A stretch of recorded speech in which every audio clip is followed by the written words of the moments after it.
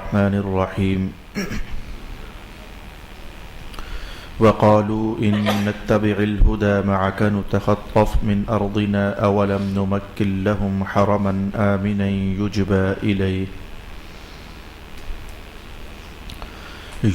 إليه ثمرات كل شيء رزقا من لدنا ولكن أكثرهم لا يعلمون وكم أهلكنا من قرية بطرت معيشتها فتلك مساكنهم لم تسكن من بعدهم إلا قليلا وكنا نحن الوارثين وما كان ربك مهلك القرى حتى يبعث في أمها رسولا يتلو عليهم آياتنا وما كنا مهلك القرى إلا وأهلها ظالمون وما أوتيتم من شيء فمتاع الحياة الدنيا وزينتها وما عند الله خير وأبقى أفلا تعقلون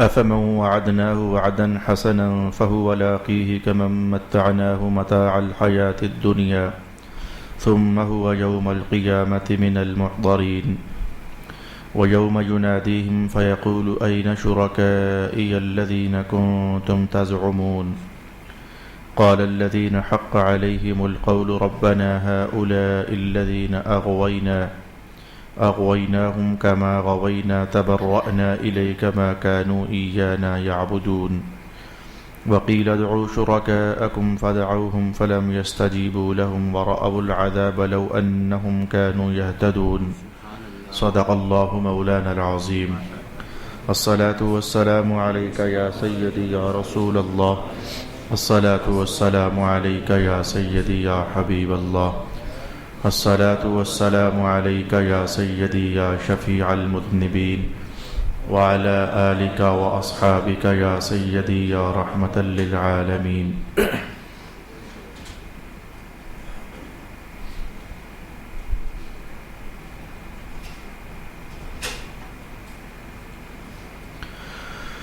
اور انہوں نے کہا اگر ہم آپ کے ساتھ ہدایت کی پیروی کر لیں تو ہم اپنے ملک سے اچک لیے جائیں گے، کیا ہم نے ان کو حرم میں نہیں آباد کیا جو امن والا ہے؟ اس کی طرف ہمارے دیے ہوئے ہر قسم کے پھل لائے جاتے ہیں، لیکن ان کے اکثر لوگ نہیں جانتے۔ اور ہم نے بہت سی ان بستیوں کو ہلاک کر دیا جن کے رہنے والے اپنی خوشحالی پر اتراتے تھے، سو یہ ان کے مکان ہیں جن میں ان کے بعد بہت کم سکونت کی گئی ہے، اور انجام کار ہم ہی وارث ہیں۔ اور آپ کا رب اس وقت تک بستیوں کو ہلاک کرنے والا نہیں ہے جب تک کہ ان کے مرکز میں کسی رسول کو نہ بھیج دے جو ان پر ہماری آیتوں کی تلاوت کرتا ہو، اور ہم صرف انہی بستیوں کو ہلاک کرنے والے ہیں جن کے رہنے والے ظلم کرنے والے ہوں۔ اور تم کو جو کچھ بھی دیا گیا ہے تو وہ دنیاوی زندگی کا سامان اور اس کی زینت ہے، اور جو اللہ کے پاس اجر ہے وہ اچھا ہے اور سب سے زیادہ باقی رہنے والا ہے۔ تو کیا تم عقل سے کام نہیں لیتے؟ کیا وہ شخص جس سے ہم نے اچھا وعدہ کیا جس کو وہ حاصل کرنے والا ہے اس شخص کی طرح ہو سکتا ہے جس کو ہم نے دنیاوی زندگی کی چیزیں دیں، پھر وہ قیامت کے دن مجرموں کے ساتھ حاضر کیا جائے گا، اور جس دن وہ ان کو ندا کر کے فرمائے گا وہ کہاں ہیں جن کو تم اپنے گمان میں میرا شریک قرار دیتے تھے؟ وہ لوگ کہیں گے جن کے متعلق عذاب کی وعید ثابت ہو چکی ہے، اے ہمارے رب، یہ ہیں وہ لوگ جن کو ہم نے گمراہ کیا تھا، ہم نے ان کو اس طرح گمراہ کیا جس طرح ہم خود گمراہ ہوئے تھے، ہم ان سے بیزار ہو کر تیری طرف رجوع کرتے ہیں، یا صرف ہماری عبادت نہیں کرتے تھے۔ اور ان سے کہا جائے گا ان کو بلاؤ جن کو تم اللہ کا شریک کہتے تھے، تو وہ ان کو پکاریں گے، سو وہ ان کو کوئی جواب نہ دے سکیں گے، اور وہ سب عذاب کو دیکھیں گے، کاش وہ ہدایت پا لیتے۔ صدق اللہ مولانا العظیم۔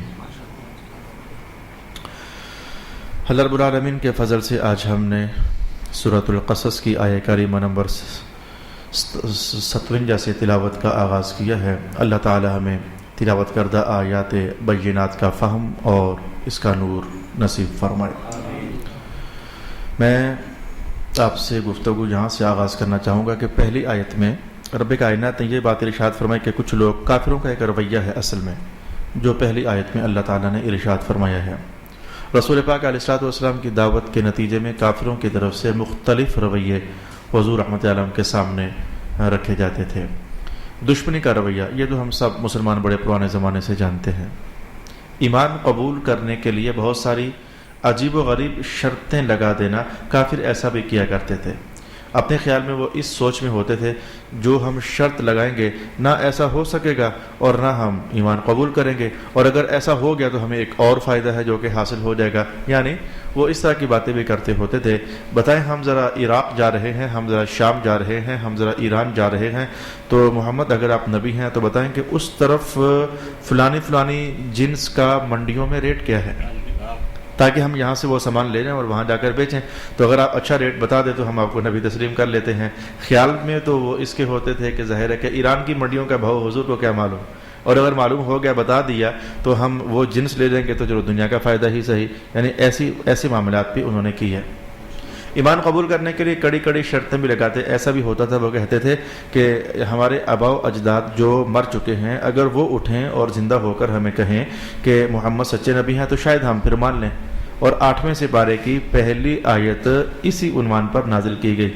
وَلَوْ أَنَّنَا نَزَّلْنَا، اس آیت میں اور بہت ساری آیات میں رب کائنات نے پھر کہا ان کے جواب میں کہ اگر یہ مردے کھڑے ہو کر زندہ ہو کر ان سے باتیں بھی کریں، کَلَّمَهُمُ الْمَوْتَى، اگر ان سے باتیں بھی کریں تو انہوں نے ایمان پھر بھی نہیں لانا ہے۔ یعنی میں نے یہ ایک اور رویہ ہے کافروں کا جو رسول اللہ علیہ الصلوۃ والسلام کے معاملے میں پیش کر دیا۔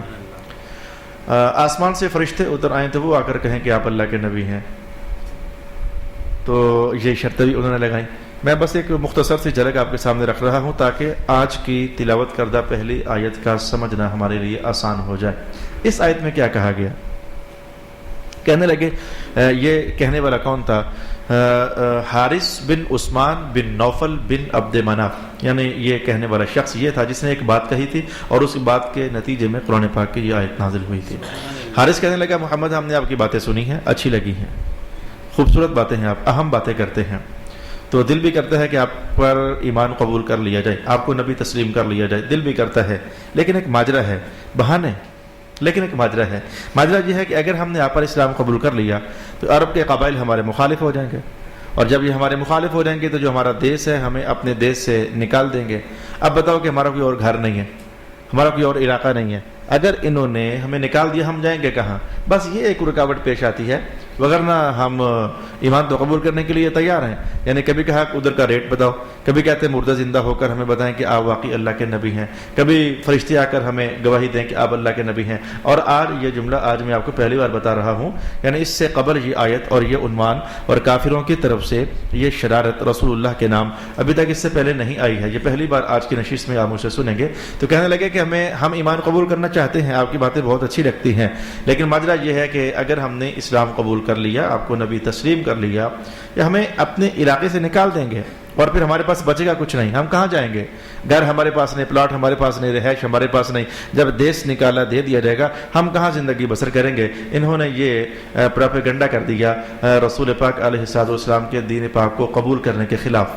شور شرابہ ہو گیا، رب کائنات نے آیت اتاری اور آیت اتار کر کہا اب جو ترجمہ ہے وہ تو آپ کو بتا چکا ہوں، میں چاہوں گا کہ اس ترجمے کو ذرا اپنے ماحولیاتی انداز میں آپ کے سامنے بیان کروں کہ قرآن کتنی قریب ہو کر کے تو انسانی لہجوں کو چھوتا ہوا جیسے کہ ان کو دعوت دے رہا ہے، محسوس کرنا ذرا۔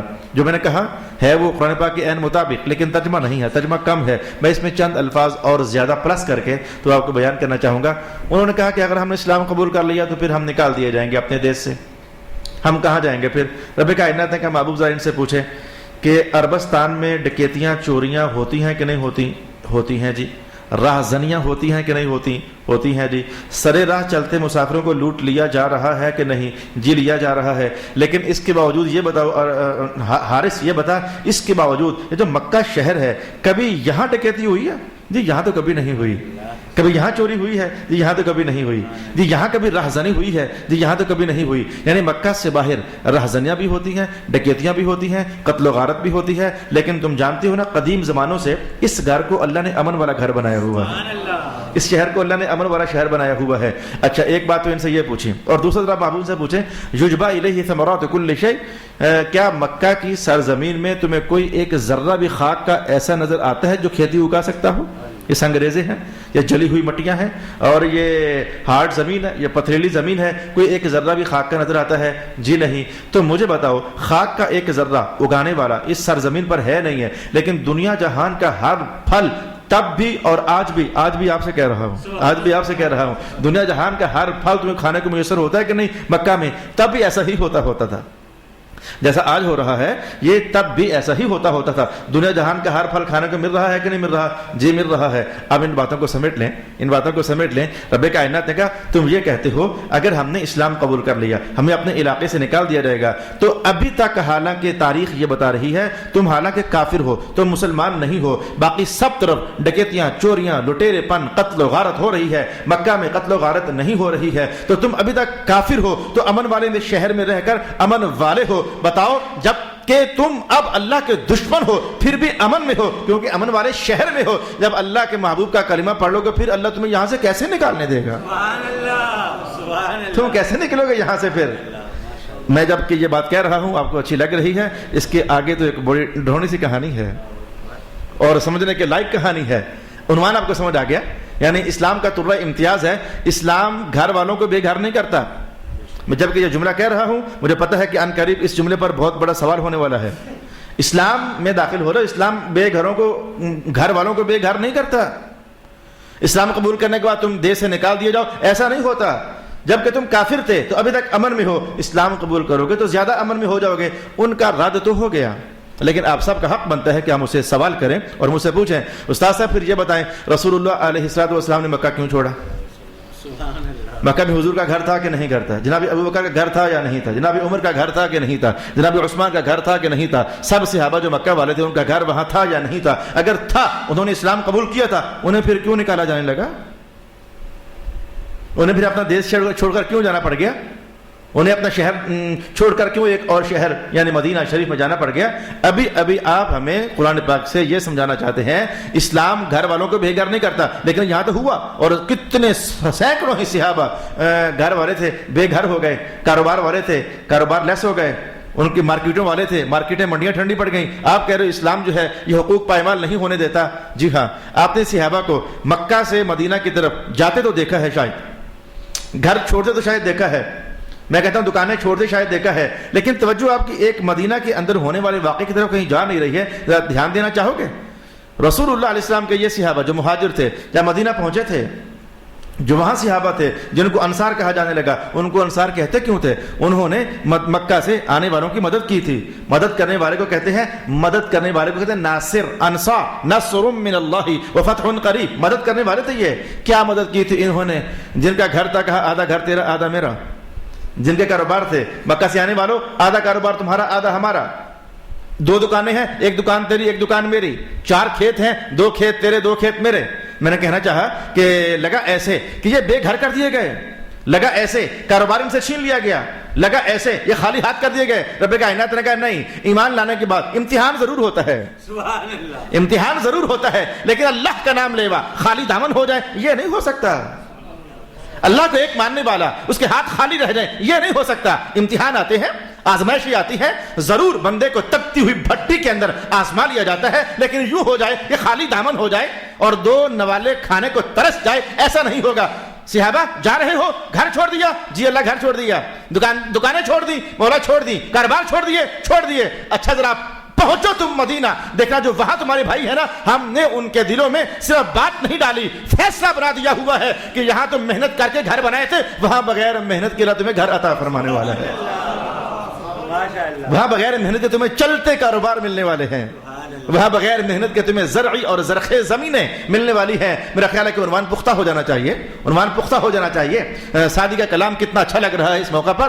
دوستارا کجا کنی محروم، تو کے بعد دشمنا نظرداری، رب کریم تو دشمنوں کی جھولیاں بھرتا ہے، تو اپنوں کو کیسے محروم فرمائے گا؟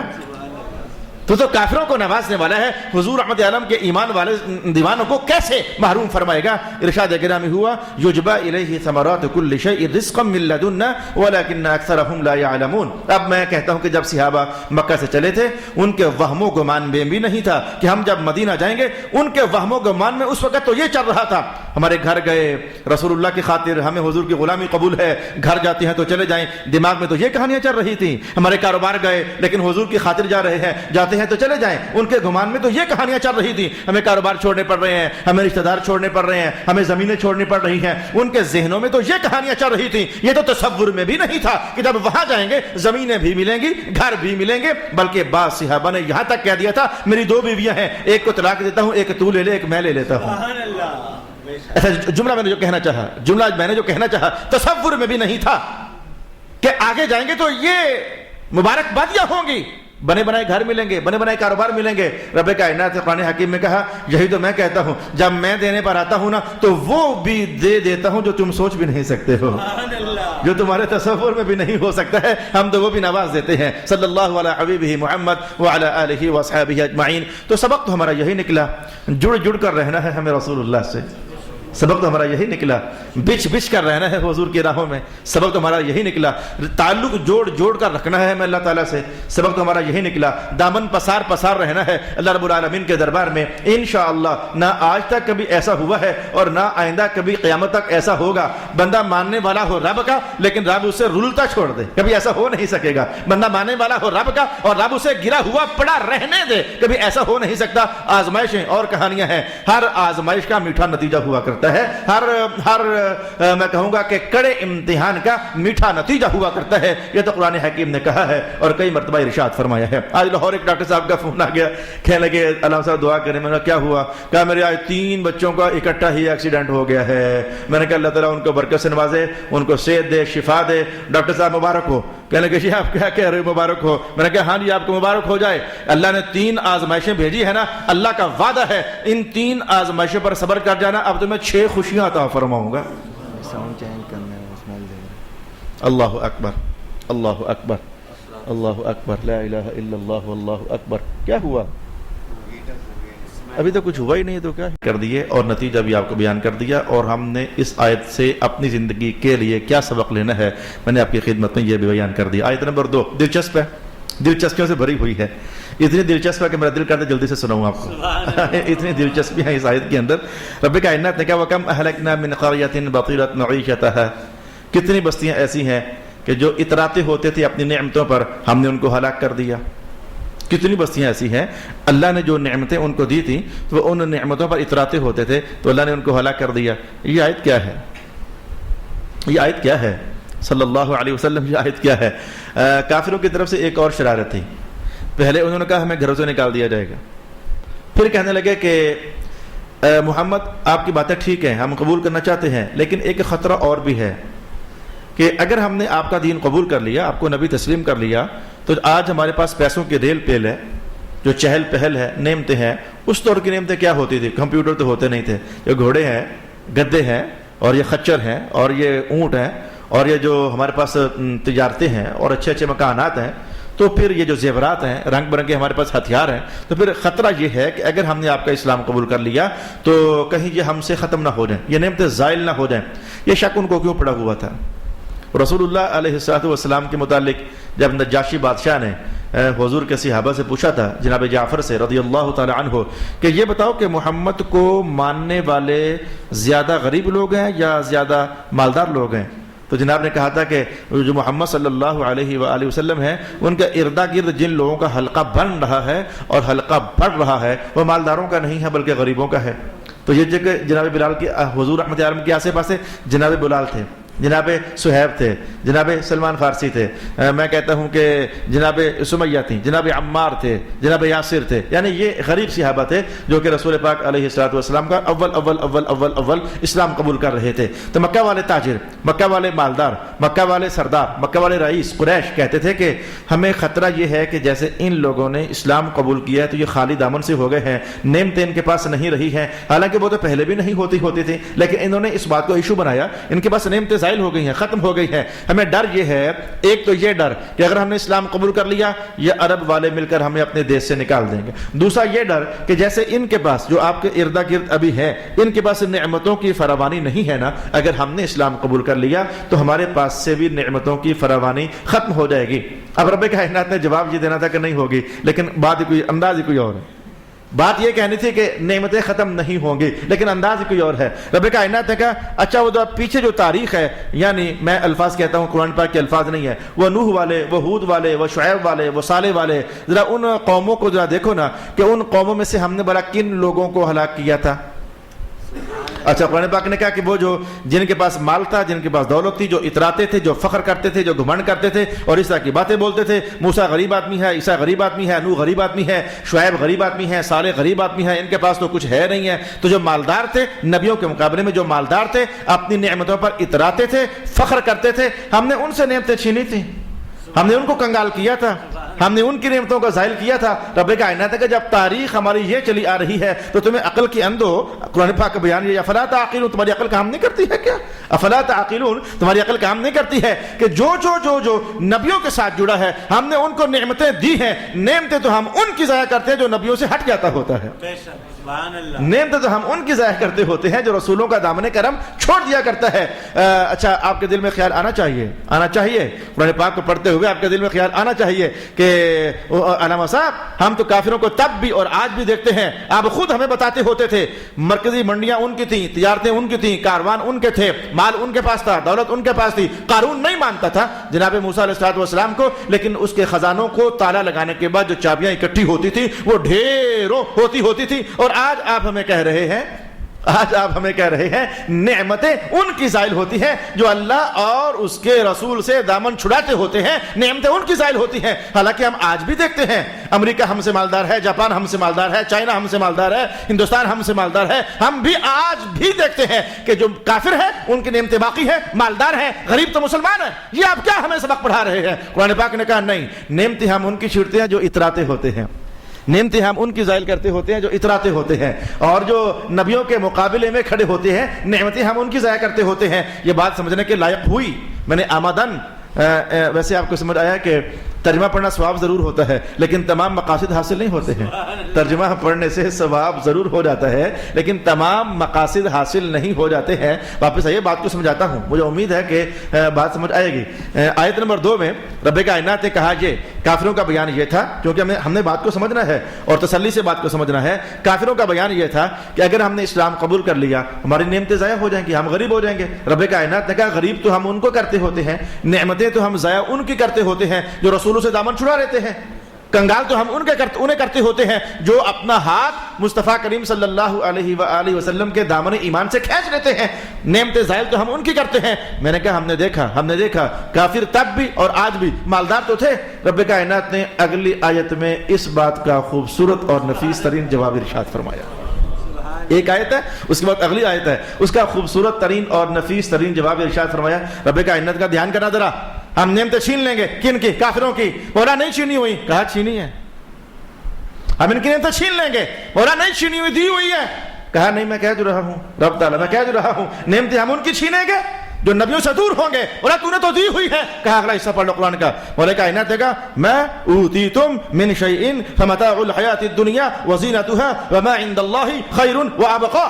جتنی نعمتیں تمہیں دی گئی ہیں یہ آنکھ کھلی ہے تب تک ہے، بس سانس چل رہی ہے تب تک ہے، بس آنکھ بند ہو جائے گی۔ اس جہان میں بھی لاکھوں کروڑوں سے بھی زیادہ نعمتیں ہیں جو ادھر سے استعمال کر لی، باقی چھوڑ کر چلے گئے، ہم نے واپس لے لی، کسی اور کو دے دی۔ لیکن جب اس جہان میں آؤ گے نا، حضور کے غلامان کھائیں گے، تم دیکھو گے، انہیں نوازا جائے گا، تم دیکھو گے، ان کی جھولیاں بھری جائیں گی، تم دیکھو گے، جنت ان کا استقبال کرے گی، تم دیکھو گے۔ گویا اگر ہم نے تمہیں دی ہوئی ہے یہ بس تھوڑے دنوں کے لیے ہے، تھوڑے مہینوں کے لیے ہے، تھوڑے سالوں کے لیے ہے، بس اسرائیل کو ذرا آ رہے ہیں تو بس تمہاری لمیٹیشن، تمہاری حد بندی یہ جناب اسرائیل کو آ لینے دو۔ جس دن وہ آ گئے جو کچھ تمہارے پاس ہے ہم نے سمیٹ لینا ہے اور مڑ کر کبھی بھی نہیں دینا ہے۔ لیکن جو حضور کے غلام ہے اللہ انہیں ادھر بھی نواز کے رکھے گا اور اللہ انہیں قیامت کے دن بھی نواز کے رکھے گا۔ یہ حضور رحمت عالم کا فرمان عالی شان تھا کہ مومن کا بھی کیا حال ہے، یہ نیکی کرتا ہے تو نتیجہ کچھ اور، کافر کا کیا حال ہے، یہ نیکی کرتا ہے تو نتیجہ کچھ اور۔ کافر نیکی کرے تو میرے حضور نے فرمایا کہ اللہ اس کو نیکی کا اجر دنیا ہی میں دے کر فارغ کر دیتا ہے۔ ایمان والا نیکی کرے اللہ اسے ایک بار دنیا میں نوازتا ہے اور ایک بار اسے آخرت میں نواز دیتا ہے۔ او کما قال رسول اللہ صلی اللہ علیہ وآلہ وسلم۔ قرآن پاک کے جو بڑے مضمون بنتے تھے وہ میں نے آپ کی خدمت میں بیان کر دیے ہیں. اب میں ایک آیت پر رک کر کے واپس آنا چاہتا ہوں اور مختصر دو تین چار جملوں کے اندر چند باتیں آپ سے کہہ کر پھر میں اگلے عنوان کی طرف بڑھ جانا چاہوں گا. یہی آیت جو میں نے تلاوت کی ہوئی ہے، رب کائنات نے کہا کہ یہ کہتے ہیں اگر ہم نے اسلام قبول کر لیا تو کہیں ہماری نعمتیں ضائع نہ ہو جائیں. رب کائنات نے کہا کہ ہماری تاریخ انسانوں کے ساتھ جو چل رہی ہے وہ تو یہ ہے کہ جو اتراتے ہیں ہم نعمتیں ان کی ضائع کیا کرتے ہیں. ایک سبق تو آپ سیکھ جائیں، ایک سبق تو آپ سیکھ جائیں. اللہ نے آپ کو دی جوانی، مجھے بھی. اللہ نے آپ کو دیا مال اور مجھے بھی. اللہ نے آپ کو دی صحت اور مجھے بھی. یہ جوانی، یہ صحت، یہ مال، یہ گھر، یہ گاڑی، یہ بنگلہ، یہ کائنات کی نعمتیں. سورہ رحمان کہتی ہے کل من علیہا فان، یہ ساری قانون فنائیت پر ہیں. نہ جوانی ہمیشہ رہنے والی ہے، نہ صحت ہمیشہ رہنے والی ہے، نہ مال ہمیشہ رہنے والا ہے. میں کہتا ہوں جب جوانی ہمیشہ رہنے والی نہیں ہے اس میں گھمنڈ کرنے کا فائدہ کیا ہے؟ جب دولت ہمیشہ رہنے والی نہیں ہے اس میں غرور کرنے کا فائدہ کیا ہے؟ جب یہ صحت ہمیشہ رہنے والی ہے اس میں ایسے ہی مچھوں کو تاؤ دینے کا عنوان کیا ہے؟ میں نے ایسے بندے جس دنیا میں آپ رہتے ہو اسی دنیا میں میں بھی رہتا ہوں، لیکن میں انسانوں کو دیکھتا ہوں کسی اور حساب سے. آپ انسانوں سے رہتے سہتے بیستے ہوگے کسی اور حساب سے. میں تو انسانوں کو دیکھتا ہوں اور پھر قرآن پاک کو چیک کرتا ہوں کہ اے میرے اللہ تو نے کہا یہ تھا، ہو یہ رہا ہے، اچھا معاملہ میچ کرتا ہے. میں انسانوں کو اس حساب سے دیکھتا ہوں. میں نے ایسے انسان دیکھے ہوئے ہیں جن کی دونوں جیبیں بھر کر دامن بھر چکے تھے اور وہ کہتے ہوتے تھے کہ میں اس وقت اس پوزیشن میں ہوں، جو چاہوں لے لوں، میں جو چاہوں خرید لوں، دنیا کی ہر نعمت میرے قبضے میں ہے، میرے کنٹرول میں ہے، حتیٰ کہ میں چاہوں تو دبئی جا کر انگلینڈ جا کر پراپرٹیز لے لوں، بہت کچھ ہے میرے پاس. میں نے یہ جملے ان کانوں کے ساتھ سنے اور آج میں جب ایسے انسانوں کی کیفیت دیکھ رہا ہوں میری آنکھوں کے سامنے ہے. میں اگر یہ کہوں گا تو غلط نہیں ہوگا، انہیں کھانسی لگ رہے تو کھانسی کا سیرپ لینے کے پیسے ان کے پاس نہیں ہیں. میرے دوستو دولتوں کی بنیاد پر کبھی اترانا مت، کچھ بھی نہیں ہے. مذہب تو ہمیں سکھاتا ہے یہ دولتیں یہ ڈھلتا سایہ ہے، کبھی ادھر ہوتا ہے کبھی ادھر ہوتا ہے، اور کبھی لمبا ہو جاتا ہے کبھی چھوٹا ہو جاتا ہے، اور جب رات پڑ جاتی ہے تو نظر بھی نہیں آتا ہے. یہ دولتیں ڈھلتا سایہ ہے. یہ گاڑی، بنگلہ، مکان یہ اہل دنیا کے لیے یہ فخر کا سبب ہو سکتا ہے، لیکن دین والوں کی نظر میں یہ کچھ بھی نہیں ہے. کیا میں نے کبھی کئی بار بتایا نہیں ہے کہ 10-20 کروڑ جیب میں ڈال کر بھوتے پھر رہے ہو؟ ہم کیا ہے اور کیا ہے اور کیا ہے؟ ہم کچھ بھی لے سکتے ہیں؟ کچھ بھی نہیں. اگر صبح ہی جناب اسرائیل آگے نا یا 20 کروڑ کا 20 کروڑ ادھر ہی رہ جائے گا، تم کچھ بھی نہیں لے سکو گے. تم تو مرنے کے بعد اپنا کفن تک نہیں لے سکتے ہو، تم تو مرنے کے بعد اپنے اوپر دھاگے کا ایک تار بھی نہیں ڈال سکتے ہو، اتنے محتاج کر دیے جاتے ہو. رب کائنات نے کہا جو اتراتا ہے نعمتیں بچتی نہیں ہے. اور آپ بچتی کن کی ہیں؟ اترانے والوں کی تو نہیں بچتی ہے، فخر کرنے والوں کی تو نہیں بچتی ہے، تو پھر بچتی کن کی ہے؟ 13واں سپارہ کہتا ہے لئن شکرتم لازیدنکم. اللہ جب کچھ نوازے سر جھکا کر کہو مولا تیرا شکر ہے. یہ شکر ہے جو نعمتوں کو دوام عطا کر دیتا ہے، یہ شکر ہے جو بندے کو نوازش کر دیتا ہے، یہ شکر ہے جو بندے کا دونوں جہانوں میں سلسلہ عطا زیادہ کر دیتا ہے. ایک تو میں نے آپ سے یہ بات کہنی تھی، اور دوسری آیت کا شان نزول آپ سمجھ نہیں چکے ہو. میں نے یہ کہا تھا جو رسول اللہ سے دور ہوتے ہیں اترانے والے نعمتیں ان کی ضائع ہوتی ہیں. اس سے پہلے کا سبق میں نے یہی کہا تھا جو رسول اللہ سے دور ہوتے ہیں نعمتیں ان کی ضائع ہوتی ہیں، جو حضور سے قریب ہوتے ہیں ان کی ضائع نہیں ہوتی، ان کی نعمتیں بچے بھی دیتی ہیں، ان کی نعمتیں بڑھتی ہیں، ان کی نعمتوں کی افزائش نظر ہوتی ہے. کسی ستھرے سے متقی عالم کو دیکھ لو، کسی ستھرے سے متقی پیر کو دیکھ لو، کسی ستھرے سے متقی اللہ کے ولی کو دیکھ لو. میں کہتا ہوں دیکھتے جاؤ اور قرآن پاک کی تفسیر کا مزہ اڑاتے جاؤ. رسول اللہ سے قریب ہونے والے کے لیے تو قرآن یہ کہتا ہے یہ جہاں چیز ہے کیا لوح و قلم تیرے ہے. حضور سے قریب ہونے والے کے لیے اگر تم اپنی دولتیں روک بھی لوگے نا، تم اپنی دولتیں روک بھی لوگے تو کوئی آنے والا آئے گا اور آ کر کہ بابا اللہ کے نام پر دے دو. بابا مٹی کا ڈیلا اٹھا کر دیں گے، دیکھنے والے کہیں گے بابا مٹی کے ڈیلے سے کیا ہوتا ہے؟ کہا لے لے پتر. وہ ڈیلا اس کے ہاتھ میں جائے گا، مٹھی کھول کر دیکھے گا مٹی نہیں ہوئی، وہ سونے کا ڈیلا بن چکا ہوگا. یہ رب کائنات نے اپنے پیارے بندوں کو کچھ ایسا بھی نوازا ہوتا ہے. اور یہ میں نے کوئی میرا سٹائل ذرا اور ہے، کرامتیں سنانے کا میرا سٹائل ذرا اور ہے، یہ پوری کہانی میں نے آپ کو بتائی ہے لیکن آدھے منٹ میں نے بتا دی ہے. رب کائنات نے کہا جو رسول اللہ سے قریب ہونے والے ہوتے ہیں نعمتیں ان کی ضائع نہیں ہوتی ہیں. یہ کہنے سے میں نے کہنا کیا چاہا ہے؟ آپ نے سمجھا کہ شاید میں نے کسی ولی کی کرامت بیان کرنا چاہی ہے، وہ تو میں نے کر دی، آدھے سیکنڈ میں کر دی کہ مٹی کا ڈیلا دیا سونا بن گیا، کر دی.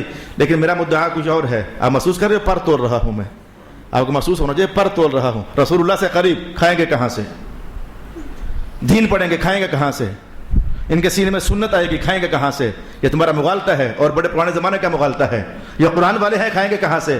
جملے بولے جاتے ہیں بدتمیزی سے بھرے ہوئے. مولوی قوم پر بوجھ ہیں تو سیاستدان بھی قوم پر بوجھ ہیں. کس کا کھاتے ہو؟ لوگوں سے لے کر کھاتے ہو. پاکستان کے سارے آفیسر کہاں سے لے کر کھاتے ہو؟ لوگوں سے لے کر کھاتے ہو. اگر ہم بوجھ ہیں تم بھی بوجھ ہو. فرق صرف اتنا ہے, ہمارے لیے پیسے لوگ اکٹھے کرتے ہیں مسجد والے, تمہارے لیے لوگوں سے پیسے اکٹھے نہیں نکلوائے جاتے ہیں, نوچے جاتے ہیں. تمہارے کارندے حکومت والے ہوتے ہیں, تمہیں لوگوں سے کھینچ کر حکومت دیتی ہے, اور ہمیں لوگ عزت سے کمیٹی والے اکٹھے کر کے دے دیتے ہیں. کوئی صاحب قرآن کسی قوم پر بوجھ نہیں ہے, صاحب سنت کسی پر بوجھ نہیں ہے. مجھے یہ کہنا ہے, اور میں تو کہتا ہوں کہ ہماری سارا رزق حضور کے آستانے سے چلتا ہے, ہماری روٹی کا ایک ایک نوالہ حضور کے آستانے سے چلتا ہے. اہل قرآن, اہل سنت, اہل علم, اہل دانائی, اہل محراب, اہل منبر, اگر یہ بوجھ ہے تو تم قوم پر بڑے بوجھ ہو. تمہارے اربوں کے اسکینڈل پکڑے جاتے ہیں, ان غریبوں کے پاس ہوتا ہی کیا ہے, لیکن جتنا ہوتا ہے ان کی عزت بچانے کے لیے کافی ہوتا ہے. یہ اچھی زندگی گزار لیں, اس کے لیے کافی ہوتا ہے. یہ جملے آپ کو ذہنوں سے نکالنے پڑیں گے. مجھے 16 سال ہو گئے. میں نے پہلا بیچ تھا, میں نے آپ لوگوں کو دعوت دی تھی بچوں کو قرآن و سنت پڑھا لو. آپ لوگوں نے نہیں پڑھایا. جنہوں نے پڑھایا اللہ ان کو برکت دے. بیچ نمبر 2 آیا, میں نے کہا بچے دے دو عالم بن جائیں گے. آپ لوگوں نے کہا نہیں, ڈاکٹر بنیں گے, انجینئر بنیں گے. مجھے بتاؤ کہ کئی لوگوں کے بچے پڑھ لکھ جانے کے باوجود خالی پھر رہے ہیں کہ نہیں پھر رہے؟ میرے کتنے دوست اس محفل کے اندر بیٹھے ہوئے ہیں, وہ پاکستان کے حالات اور نظام پر دکھ کا اظہار کرتے ہوئے ہمارے 10-10 لاکھ روپے لگ گئے علامہ صاحب, اور دیکھو ہمارے بچوں کو پوچھنے والا کوئی نہیں ہے. سونیو, جب تک محراب سے منہ موڑے رہو گے نا, جب تک محراب سے کروڑوں بچے تمہارے کروڑوں بچے اس وقت, مجھے میرے ایک دوست ہے ان کا بیٹا کہتا ہے استاد صاحب 34 یا 35 ویکینسیاں خالی ہوئی, 2700 منڈے وہاں پہنچے ہوئے تھے. 34 یا 35 ویکینسیاں خالی ہوئی, 2700 لڑکے تمہارے وہاں پہنچے ہوئے تھے. اس لیے کہ تمہارے نظام کی سرپرستی نہیں ہے. قرآن وہ ہے جس کی سرپرستی آسمان والا خدا کر رہا ہے. حضور کی سنت وہ ہے جس کی سرپرستی مصطفیٰ کریم صلی اللہ علیہ وآلہ وسلم کر رہے ہیں. چونکہ میں ہمیشہ اسی آستانے سے پلا ہوں, اور مجھے اس آستانے کی وفاؤں میں کچھ کہنا ہے. ہمیشہ میرا دامن حضور کے آستانے سے بھرا گیا ہے, مجھے اس آستانے کی عزت میں کچھ کہنا ہے. روتے رہو گے, پیٹتے رہو گے, یہ کہتے رہو گے یہ کھائیں گے کہاں سے, پیئیں گے کہاں سے, اور جب یہ کھائیں گے اور جب یہ پھر یہ پیئیں گے تم سے گوارا بھی نہیں ہو سکے گا, تم سے برداشت بھی نہیں ہو سکے گا. اعوذ باللہ من الشیطان الرجیم. اور قرآن کی آواز سنو. رب کائنات نے کہا جو حضور سے نبیوں سے بات نبیوں کی چل رہی تھی, جو نبیوں سے کٹنے والے ہوتے ہیں, نعمتوں پر اترانے والے ہوتے ہیں, دامن خالی ان کے ہوا کرتے ہیں جو حضور کے آستانے پر جھاڑو دینے والے ہوتے ہیں. آسمان اور زمین کی دولتیں ان کے پاؤں میں ڈھیر کر دی جاتی ہوتی ہیں. میں نے پہلے کہا کسی متقی عالم کو دیکھو, میں نے پہلے کہا کسی متقی پیر کو دیکھو, اب میں یہ بھی کہہ دیتا ہوں تو جو متقی نہیں بھی ہے اسے بھی دیکھ لو. بھیس یہ ہے بس, جو متقی عالم نہیں بھی ہے اسے بھی دیکھ لو, جو متقی پیر نہیں بھی ہے اسے بھی دیکھ لو. جو متقی تھا اس کا تو باطن اور ظاہر حضور کے تابع, جو متقی نہیں تھا اس کا بھیس صرف وہ تھا. آسمان والے خدا نے کہا اس بھیس کی بھی لاج رکھوں گا, اس بھیس پر بھی تمہیں نوازوں گا, اس بھیس پر بھی تمہاری جھولیاں بھری جائیں گی. اگر ایسا نہیں ہے میں کہتا ہوں معاشرے کی کھلی کتاب تمہارے سامنے ہے, معاشرے کی لیبارٹری تمہارے سامنے ہے, تجربات دیکھے جا سکتے ہیں, مشاہدات کیے جا سکتے ہیں. مجھے اتنا ہی کہنا تھا. آیت کے حق ادا کرنے کے قابل تو میں نے الفاظ نہیں بولے, لیکن مجھے اتنا کہنا تھا کہ رسول اللہ سے آستانے سے بے وفائی مت کرو. میں اللہ کی قسم اٹھا کر کہتا ہوں کہ تمہارے بچے اگر قرآن پڑھ جائیں گے, سنت پڑھ جائیں گے, عالم بن جائیں گے. امام اعظم ابو حنیفہ رحمۃ اللہ تعالی علیہ عالم تھے, صاحب قرآن تھے, صاحب حدیث تھے, صاحب شریعت تھے. یعنی یہ وہ صاحب جو نبی ہوتا وہ نہیں, ان کے غلاموں میں. یعنی اللہ پاک نے شریعت کی دولت عطا فرمائی ہوئی تھی. تو آپ پتہ کتنے مالدار تھے.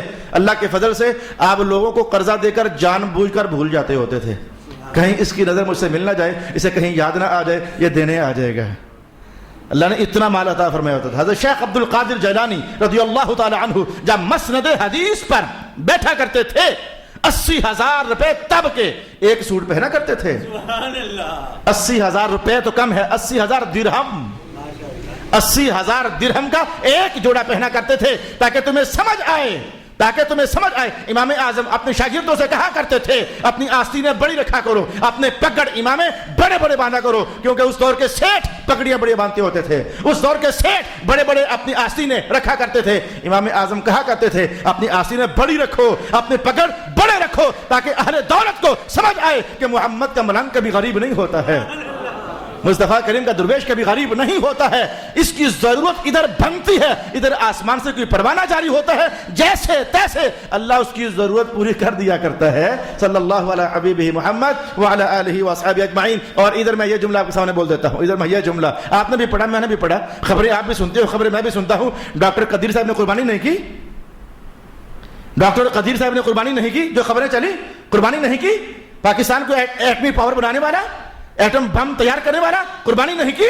کیونکہ مصطفیٰ کریم علیہ السلام کا جو محراب اور منبر ہے یہ بم نہیں بناتا ہے, یہ محمد مصطفیٰ کے ملنگ تیار کرتا ہے نا. بم بنانے والے خالی ہاتھ, بم بنانے والے قربانیاں نہیں کر رہے ہیں. اور جناب علی وہ ہیں جو تریٹ اونٹ قربان کر رہے ہیں. رسول اللہ علیہ السلام 100 اونٹ قربان کر رہے ہیں. اچھا بھی یہ عنوان تو پھیل سکتا ہے, عنوان تو بگڑ سکتا ہے, کیا کریں.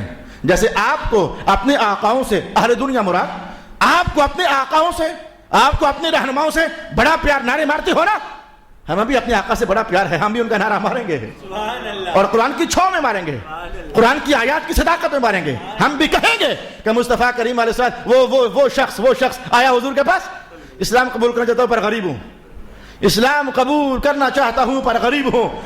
انہی دنوں کہیں سرکار دو عالم علیہ السلام کے پاس بکریاں آئی ہوئی تھیں مال غنیمت کی, اور ان بکریوں کا حال یہ تھا کہ پہاڑ کی اس ڈھلوان سے لے کر پہاڑ کی اس ڈھلوان تک پوری آ جاتی تھی, اتنی زیادہ تھی. میرے حضور نے کہا اچھا اسلام قبول کرے گا لیکن مال نہیں ہے, چل ایسا کر یہ ساری بکریاں تیری, اب تو کہہ دے کہ اللہ ایک ہے.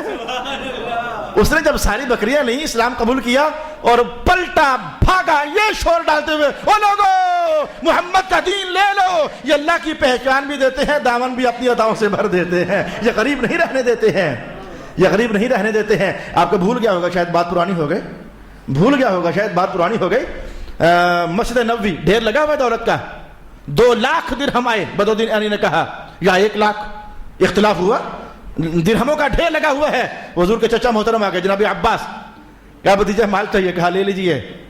اللہ کے بندوں نے قمیض اتار لیا, جناب عباس نے اپنا قمیض اتار لیا, یا لائے تھے یا اتار لیا. حدیث میں الفاظ کا قمیض ان کے ہاتھ میں, گریبان کو گنڈ مار دی, بوری بن گئی, گریبان کو گنڈ مار دی, بوری بن گئی. آپ قمیض کو الٹا کر کے تصویر بن گئی آپ کے سامنے, بھرنا شروع کر دیا.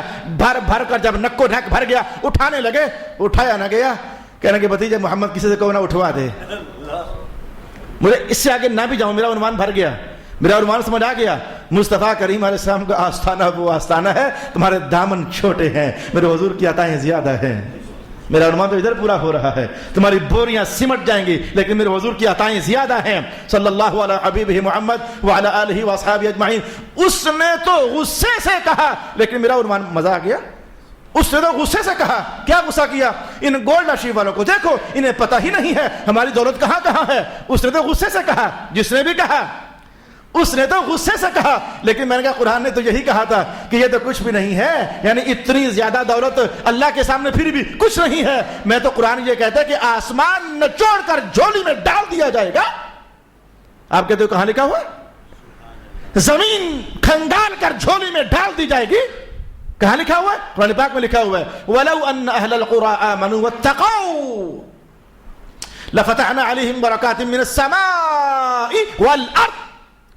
تقوی اختیار کرو, حضور کی اداؤں کا نام تقوی ہے, بس اس سے ہٹ کر تقوی کی اور کوئی ڈیفینیشن نہیں ہے. جو حضور نے کیا وہ تقوی, جس سے روکا رک گئے, یہ تقوی, بس اس کے سوا اور کوئی شے تقوی نہیں ہے. اگر ہے تو کوئی عالم بتا دے, اگر کوئی ہے تو عام سے دانشمند بتا دے. سرکار کی اداؤں کا نام تقوی ہے, اور بس رب کائنات کا حضور کی ادائیں لے لو, آسمان کی برکتیں نچوڑ کر تمہاری جھولی میں ڈال دوں گا, زمین کی برکتیں نچوڑ کر تمہاری جھولی میں ڈال دوں گا. لفتحنا علیہم برکات من السماء والارض. اس کو دیکھ کر ڈاکٹر اقبال نے کہا تھا یہ جہاں چیز ہے کیا, لوح و قلم تیرے ہیں. ڈاکٹر اقبال نے یہ بات کہی تھی. میں ساری زندگی بولوں تو حضور کے آستانے کی عزتوں کا حق ادا نہیں ہو سکتا, حضور کی عطاؤں کی فراوانی کا حق ادا نہیں ہو سکتا. ساری زندگی بھی بولتا رہوں تو, لیکن مجھے لگتا ہے کہ آج کے نشست کے پیٹ کے حوالے سے کافی ہو گیا. جتنا آج کی نشست کا پیٹ ہے اس حوالے سے مجھے جتنا کہنا تھا کافی ہو گیا. ارشاد گرامی ہوا وَكَمْ أَهْلَكْنَا مِنْ قَرْيَةٍ بَطِرَتْ مَعِيشَتَهَا فَتِلْكَ مَسَاكِنُهُمْ لَمْ تُسْكَنْ مِنْ بَعْدِهِمْ إِلَّا قَلِيلًا وَكُنَّا نَحْنُ الْوَارِثِينَ. ایک اور بات, اترانے والوں کے بارے میں قرآن نے ایک اور بات کہی. رب کائنات نے کہا جن محلوں میں بیٹھ کر یہ اتراتے ہوتے تھے, ہم ہیں نا, جن بنگلوں میں بیٹھ کر یہ اتراتے ہوتے تھے بولے کائنات کا جب یہ جائیں گے ان کے بعد انہی کے لوگوں کو ہاں یہاں زیادہ دیر رہنے نہیں دیں گے. یہ بھی گئے تو ان کے بعد والے بھی گئے. قرآن نے کیا کہا؟ الا قلیلا لم تسکم من بعدہم الا قلیلا. انہی محلات میں ان کے اترانے کی نحوست بھر گئی. یہ تو گئے ہی گئے لیکن بعد والوں کو بھی وہاں زیادہ دیر رہنا نصیب نہیں ہوگا. 100 باتیں کر کے بیچ دیں گے, کسی اور کے حوالے کر دیں گے, جوے میں ہار دیں گے, اپنے ابے کی کوٹھی جوے میں ہار دیں گے. میں نے یہ تصویریں دیکھی ہوئی ہیں, اسی ماحول میں رہتے ہوئے میں نے یہ مناظر دیکھے ہوئے ہیں. جس مکان میں یہ نحوستے آ جائیں, جس دولت میں یہ نحوستے آ جائیں, جس کاروبار میں یہ نحوستے آ جائیں, ہم بڑے کچھ ہیں, اترانا آ گیا, فخر آ گیا, غرور آ گیا اور گھمنڈ آ گیا, گھمنڈ آ گیا. اللہ اکبر اللہ اکبر. جملہ کسی کی بے عزتی کرنے کی خاطر نہیں ہے, کیونکہ میرے مقصد کو واضح کرنے کے لیے مفید ثابت ہو رہا ہے, میرے مقصد کو واضح کرنے کے لیے. اور میں اس بندے کی جب مثال دوں گا تو اس کو برکت کی دعا دوں گا.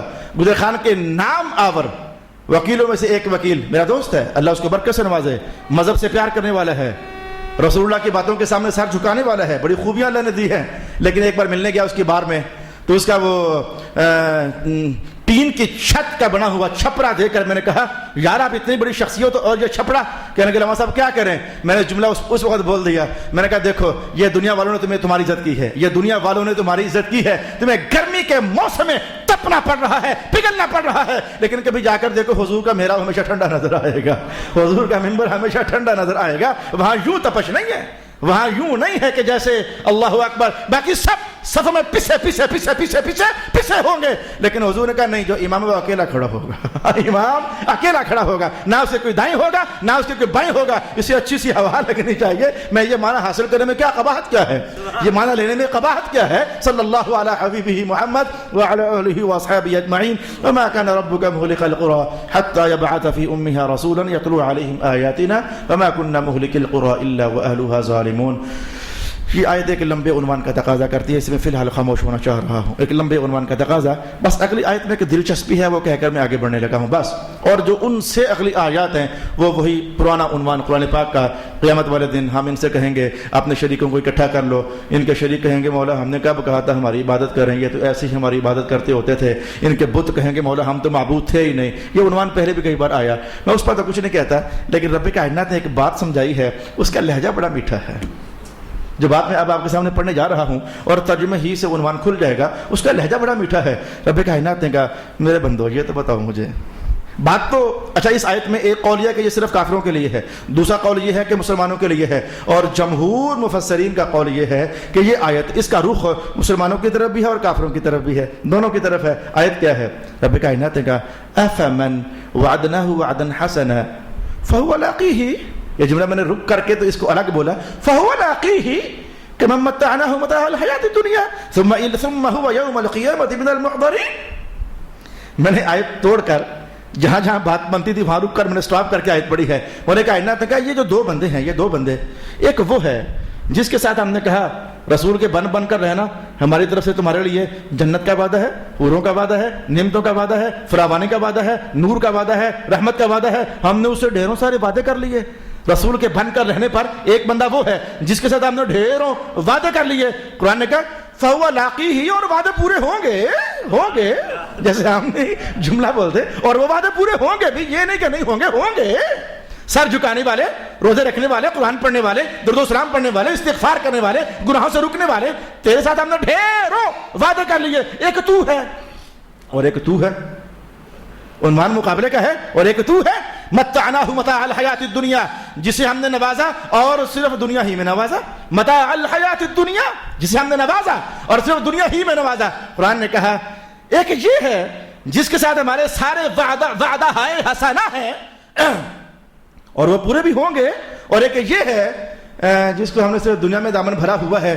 رب کائنات نے کہا کہ کیا یہ اس کی طرح اور یہ اس کی طرح ہو سکتا ہے؟ نہیں نہیں نہیں نہیں نہیں, یہ ایک جیسے نہیں ہو سکتے ہیں, یہ ایک جیسے نہیں ہو سکتے ہیں. قرآن نے دلاسا دے دیا, تسلی دے دی, دست شفقت سر پر رکھ دیا. رسول اللہ کے ملنگو, حضور کے اطاعت گزارو, مصطفیٰ جان رحمت کے دامن سے لپٹ جانے والوں, غم نہ کرنا, ذرا آنکھ بند ہونے کی دیر ہے. یہ پتہ نہیں کیوں پھر مجھے یاد آ گیا, آنکھ بند ہونے کی دیر ہے. یہ کیوں مجھے گولڈا بار بار یاد آ رہا ہے بڑے زمانے سے؟ آنکھ بند ہونے کی دیر ہے. سب کھوٹیاں تھی سن تد کھریاں, یہ کیوں مجھے بار بار یاد آتا ہے؟ یہ قرآن پاک بار بار میچ کر جاتا ہے اس جملے سے، آیات بار بار میچ کر جاتی ہے اس جملے سے، بس آنکھ بند ہونے کی دیر ہے۔ سعدی نے کہا تھا قبر بھی دور ہے۔ سعدی بھی کیا بندہ تھا، وہ کہتا تھا قبر بھی دور ہے، ادھر آنکھ بند ہوئی، پھٹا دونوں کا ایک ہی جیسا ہے نہانے والا۔ قبر تو دور ہے، پھٹا دونوں کا ہے، بادشاہ بھی اسی پھٹے پر لیٹا ہوا ہے اور فقیر بھی اسی پھٹے پر لیٹا ہوا ہے، پانی دونوں ہے نہانے والا، غسل کا طریقہ دونوں کا ایک ہے، کفن کی چادریں دونوں کی ایک ہیں۔